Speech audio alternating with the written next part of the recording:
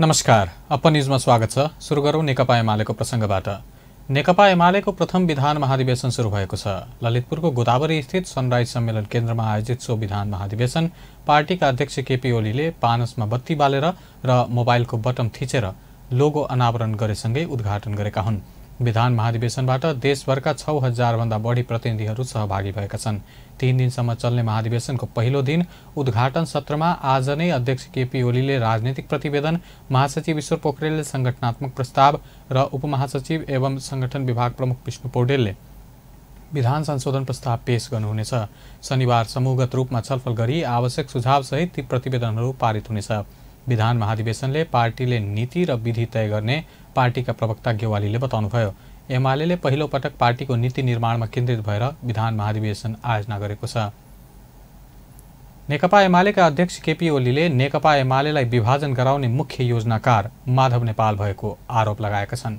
अध्यक्ष ओलीले पार्टी विभाजन गर्ने माधव नेपालको योजनाका साथ नदिएर पार्टी एकताको पक्षमा उभिएको भन्दै उपाध्यक्ष भीम रावल सहितका नेताहरूले स्वागत योग्य काम गरेको टिप्पणी गर्नुभयो। पार्टीको जारी विधान अधिवेशनमा राजनीतिक प्रतिवेदन पेश गर्दै उहाँले यस्तो बताउनुभयो।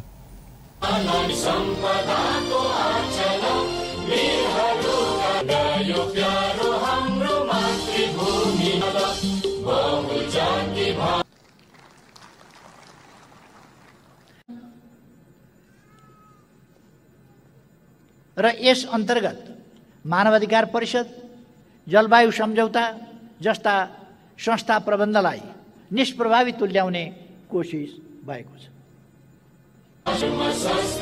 अध्यक्ष ओलीले पुष्पकमल दाहालले पनि पार्टी कब्जा गर्ने प्रयास असफल भएपछि पार्टीलाई विभाजन गर्ने काम गरेको आरोप लगाउनुभयो।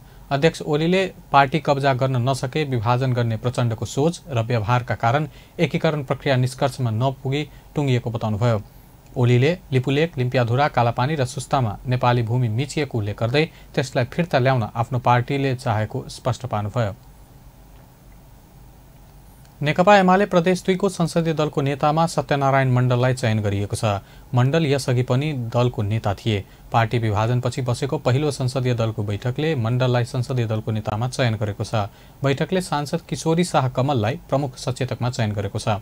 प्रमुख सचेतक शाहका अनुसार हालै बसेको बैठकले यो निर्णय गरेको छ। राष्ट्रपति विद्या भण्डारीले कृषि क्षेत्रको विकासका लागि उद्यमशीलताको अवसर र व्यवस्थापकीय सिप उपलब्ध गराउनु पर्ने बताउनु भएको छ।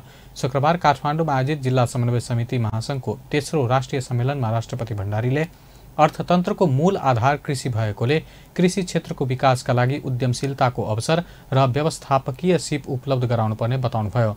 उहाँले विदेश जानबाट बाध्य युवाका लागि सिपमूलक तालिमको व्यवस्था गरी रोजगारीको अवसर सुनिश्चित गर्नुपर्ने अहिलेको खाँचो रहेको बताउनुभयो। कृषि क्षेत्रको विकासका लागि उद्यमशीलताको अवसर र व्यवस्थापकीय सिप उपलब्ध गराई रोजगारी सिर्जना गर्नुपर्दछ।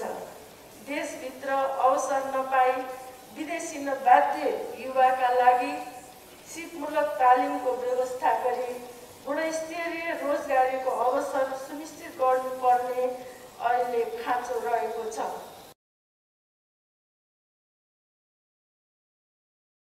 राष्ट्रपति भण्डारीले विद्यार्थीहरूलाई उपलब्ध गराइँदै आएको दिवा खाजाका लागि स्थानीय उत्पादनलाई समावेश गर्ने विषयमा जनप्रतिनिधिमूलक संस्था र शैक्षिक संस्थाको बीचमा आवश्यक सहकार्य र समन्वय हुनुपर्ने बताउनुभयो।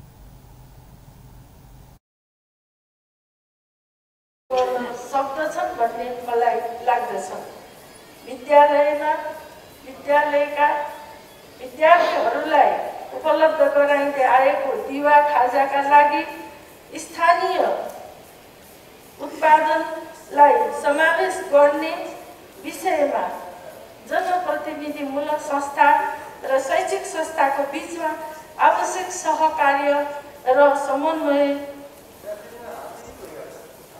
हुनु आवश्यक देखिन्छ।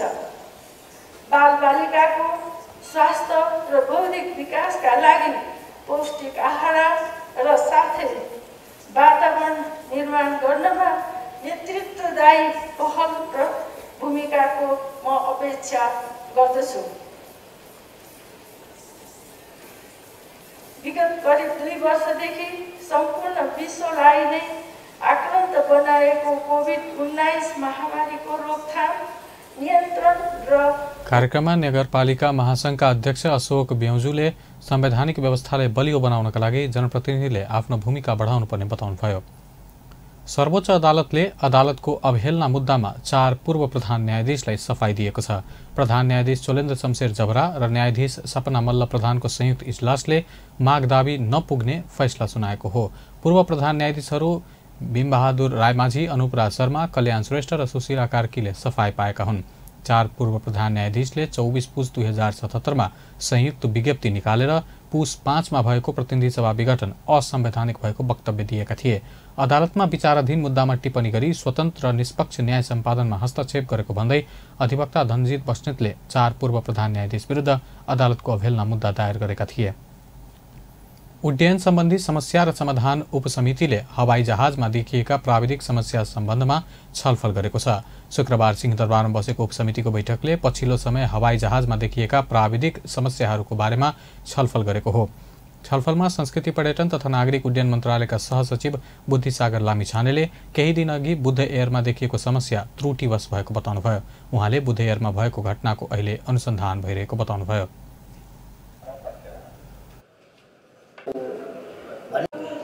कति कुराहरू पाइलटले मात्रै फेस गरे हुन्छ त त्यतिकै पनि अब सिम्प्लिफाई भएर जान्छ। कति अपरेटरको माग छ तिनीहरूले त्यही सेटल हुन्छ, कति रेगुलेटरको माग छ अनि त्यहाँ सेटल हुन्छ। अब सानातिना घटनाहरू चाहिँ अब इररहरू भन्छ हामीले, त्यो हजारौँ हुन्छ। त्यसपछि चाहिँ अब केही दर्जन सङ्ख्यामा चाहिँ भाइलेसन भन्छ, त्यो चाहिँ साँच्चै गर्नै नहुने काम पाइलटले गरे होला, इन्जिनियरले गरे होला, त्यसले अलिक ठुलो घटनाको रूपमा निम्त्याउँछ। त्यसलाई पनि समयमा सम्बोधन गर्न सकिएन भनेपछि अनि दुर्घटना हुन्छ। छलफलमा नेपाल नागरिक उड्डयन प्राधिकरणका महानिर्देशक राजकुमार छेत्रीले प्राधिकरणले आफ्नो क्षेत्रबाट कतै पनि कमजोरी नगरेको बताउनुभयो। त्यस्तै नेपाल नागरिक उड्डयन प्राधिकरणका सहयोगी राजु श्रेष्ठले बुद्ध एयरको बारेमा अनुसन्धान भइरहेकाले केही भन्न नमिल्ने बताउनुभयो। यति एयरलाइन्स प्रालिका अपरेसन्स म्यानेजर गोविन्द पौडेलले हरेक विमान उड्नुभन्दा अघि इन्जिनियरहरूले चेक गरेपछि मात्रै उड्ने भएकाले हालै भएको बुद्ध एयरको घटनामा अपवाद भएको बताउनुभयो। श्री एयरलाइन्स प्रालिका अध्यक्ष सुधीर मित्तलले गाडीको जस्तै जहाजको पनि टेक्निकल समस्या आउने भएकाले हालै भएको बुद्ध एयर त्यही समस्या दोहोरिएको बताउनुभयो। Trekking agency association of Nepal टानले नयाँ वेबसाइट सञ्चालनमा ल्याएको छ। शुक्रबार काठमाडौँ स्थित टानको कार्यालयमा आयोजित औपचारिक कार्यक्रमबीच अध्यक्ष खुमबहादुर सुवेदीले tan.org.np डोमेनको वेबसाइट उद्घाटन गर्नुभएको हो। वेबसाइटको उद्घाटन गर्दै अध्यक्ष सुवेदीले टानको विगतको वेबसाइट सूचना कम दिने खालको भएकाले बढीभन्दा बढी सूचना तथा जानकारीहरू दिन सकियोस् र टानमा आबद्ध सदस्य एजेन्सीहरूले छिटो छरितो रूपमा आफ्नो घर तथा अफिसबाटै डकुमेन्टेसन गर्न सक्ने उद्देश्य साथ वेबसाइट ल्याइएको बताउनुभयो।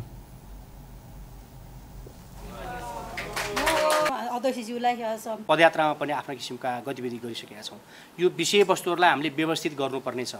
हिजोको हाम्रा वेबसाइटहरू इन्फर्मेटिभ रूपमा कम पाएको कारणले गर्दा बढीभन्दा बढी इन्फर्मेसनहरू चाहिँ यो वेबसाइटले ग्यादर गर्न सकोस्।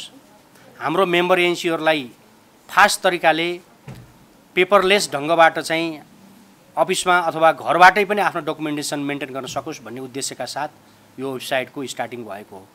यसमा हाम्रा मेम्बर एजेन्सीहरूले प्याकेजहरू पनि सेल गर्न सक्नुहुन्छ, अनलाइन पेमेन्ट पनि गर्न सक्नुहुन्छ र यहाँ टानमै नआए पनि आफ्ना सम्पूर्ण टानसँग रिलेटेड डकुमेन्टेसनहरू प्रेजेन्ट गरेर आफ्ना लिगल डकुमेन्टहरू पनि हालेर टानसँग चाहिँ अध्यक्ष सुवेदीले टानको वेबसाइट मार्फत विदेशीहरूलाई नेपालको पर्यटन सम्बन्धमा विविध जानकारी दिन सकिने विश्वास व्यक्त गर्नुभयो।